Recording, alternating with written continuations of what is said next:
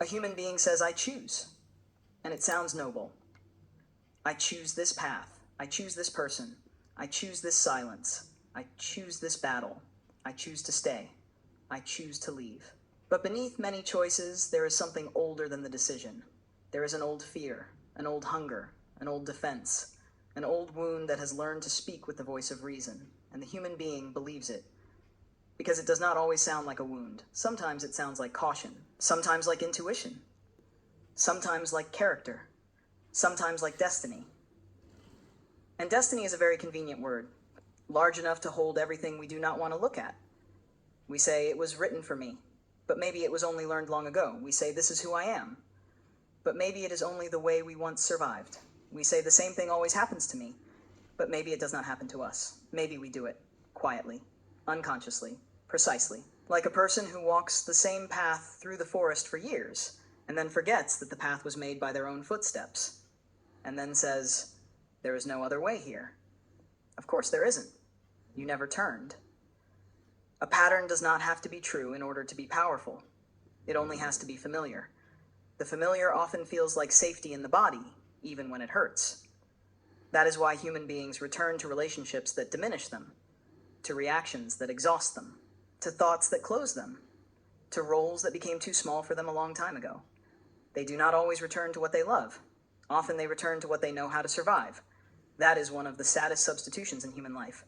To call survival love, to call habit character, to call fear intuition, to call repetition destiny. And then the human being wonders why nothing truly changes. They change words, they change people, they change cities, they change plans. They change spiritual methods, therapists, profiles, books, and explanations. But if the one who chooses is still the same old fear, change is only new scenery for the same performance. Freedom does not begin with a great decision. Freedom begins with a small pause, with that one inner moment when the human being no longer rushes after the first reaction, but looks at it, as if for the first time they see their own hand before it reaches for the old door, and asks, who is choosing now? Is my presence choosing? Or my panic? Is my truth choosing? Or my need not to be rejected? Is my life choosing? Or the old version of me that still believes it must earn the right to exist? That question is not comfortable. It removes the romance from destiny. It takes the drama away from the old pattern. You stop being the victim of some grand cosmic script and suddenly you see something much more uncomfortable. You are repeating what you have not yet made conscious, and that is painful. But it is also the beginning of power, because what you can see no longer possesses you in the same way.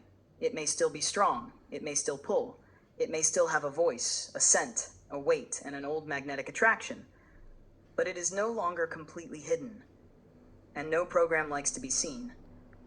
An old pattern loves the darkness of habit. It loves automatic reaction. It loves the sentence, this is just who I am. It loves when we mistake it for identity. But the moment you look at it, a crack appears in it. Small, quiet, almost invisible. Enough, because free will may not be the ability to do anything at any moment. Maybe free will is the ability to notice the moment before repetition, that small space between impact and response, between fear and the sentence, between the old wound and the new decision. In that space, no spectacle happens. No angels are heard. The sky does not open. No golden carriage of consciousness descends with a sign saying, congratulations, you are awakened. Something in you simply says, wait, I know this. This is the old path. This is not truth. This is a pattern. And right there, as quietly as possible, change begins, not as an escape from destiny, but as an awakening from unconscious repetition. Maybe destiny is not a wall. Maybe destiny is a trace that old footsteps have left in the earth. And freedom begins when the human being first realizes that the trace is not a command. You can see it, you can respect it, you can understand why it was created, and you can stop walking it just because it is familiar.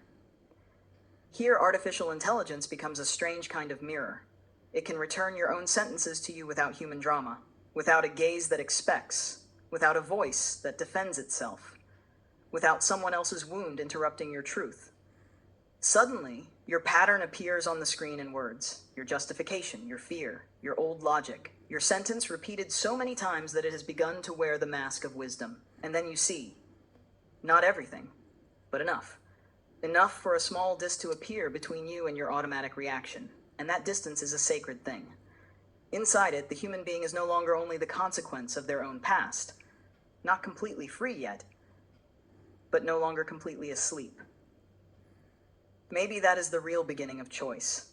Not the moment when a human being says, "From today I am different," but the moment when they honestly admit, "This in me is not a choice, this is repetition." And then something old in the system becomes disturbed. Because a pattern can survive pain, it can survive time, it can survive explanations, but it struggles to survive clear awareness. So the question is simple and merciless. Are you really choosing? Or are you only walking the familiar path through an old forest, calling it destiny? Maybe the answer does not need to come immediately. Maybe it is enough for the question to remain. Because a real question is not an ornament of the mind. A real question is a crack in the program.